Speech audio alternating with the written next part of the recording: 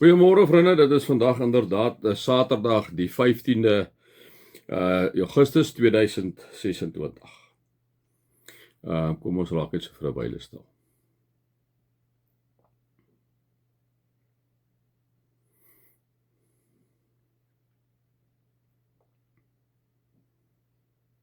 Here, dankie vir die teenwoordigheid, vir die liefde.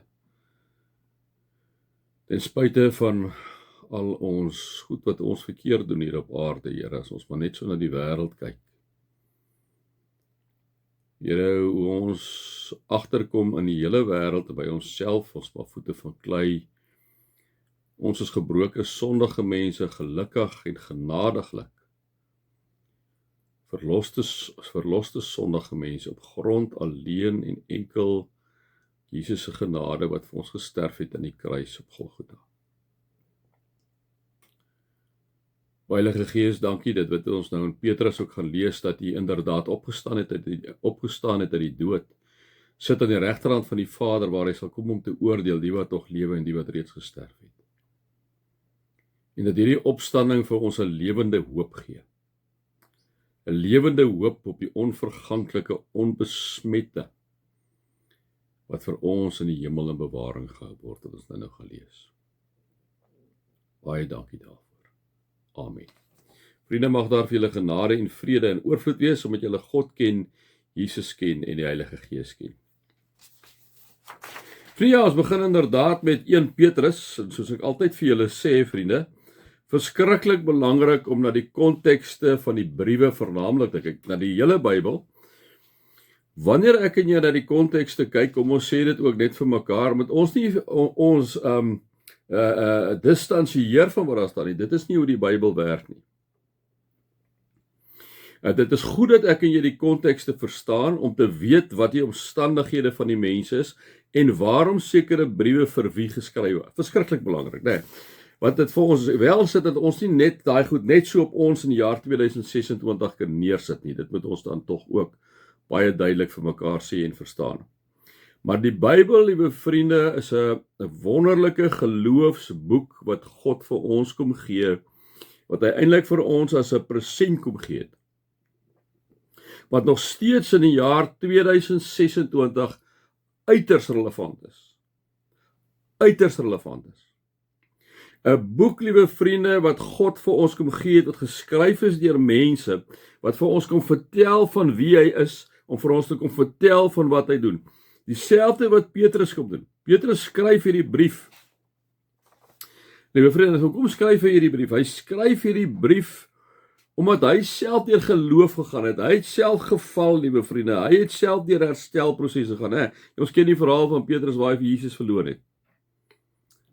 So Petrus verstaan ook ons mense, né? Hy verstaan die mense, ook wanneer hy dan nou skryf hier. Nou skryf hy hierdie brief spesifiek aan Christene wat verspreid is in verskillende streke van die Romeinse Ryk op daai stadium. Hulle het in Pontus gebly, Galasië gebly, Kappadosie gebly, liewe vriende, Asië en Bithynia gebly, né? Julle kan nou maar 'n bietjie gaan Google wat is die moderne name daarvoor. Nou, so hierdie mense het as vreemdelinge geleef in 'n wêreld wat nie hulle geloof gedeel het nie.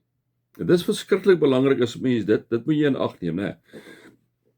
Wat is hierdie gelowiges se situasie? Die mense wat nou 'n bietjie dieper gaan kyk het sê, op hierdie stadium met hierdie mense nie noodwendig formele vervolging beleef nie. Né? Maar, liewe vriende, hulle het uitgesluit gevoel. Hulle is gespot, hulle is verdag gemaak, hulle het sosiaal gelei, né? Een kant toe geskuif. Hulle is dikwels die gevoel gehad dat hulle pas nie in nie en hulle word nie aanvaar nie as gevolg van hulle geloof. Ek dink dit is heidense omgewing met al sy heidense gebruike en ewe skielik het hulle anders geleef, het hulle strepe in die sand getrek wat net anders was.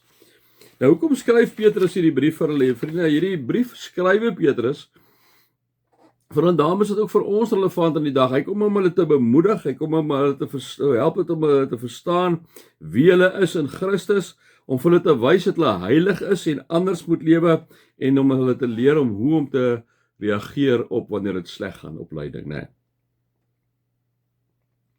So ons na die hoofboodskap van Petrus kyk, en kom sê hy vir ons, liewe vriende, jy behoort aan God, Leef anders, selfs al is dit in 'n moeilike wêreld waar jy leef, né? Daarom is die groot temas van 1 Petrus as ons gaan kyk is identiteit in Christus.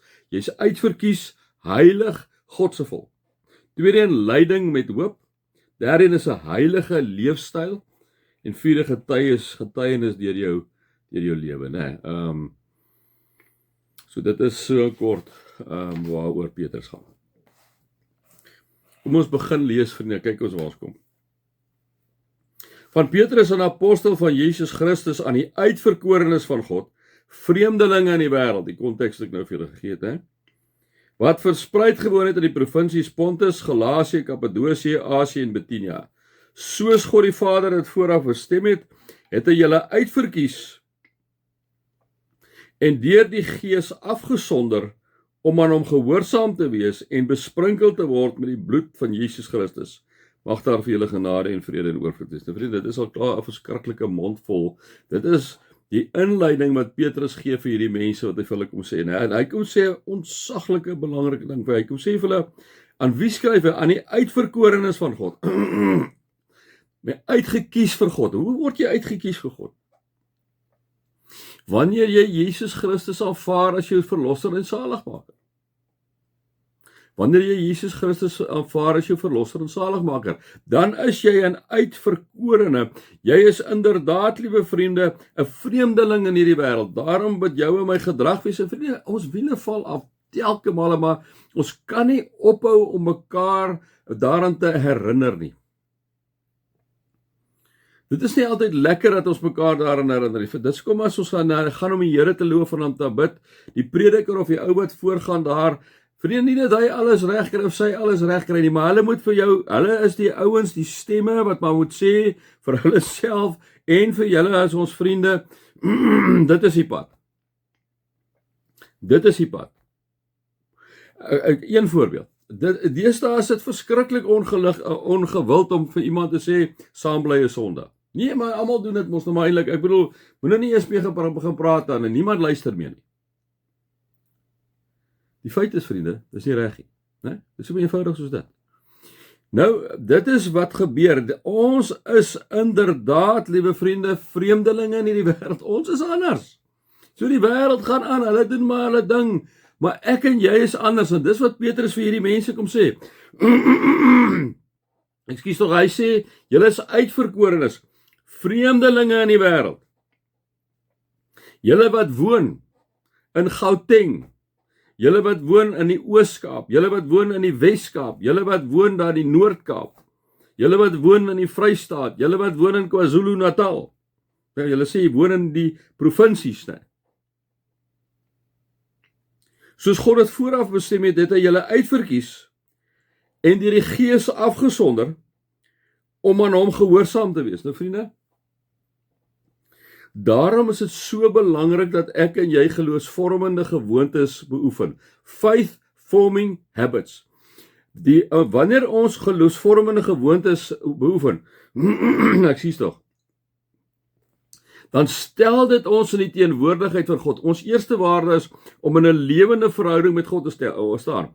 Hoe kry jy dit reg?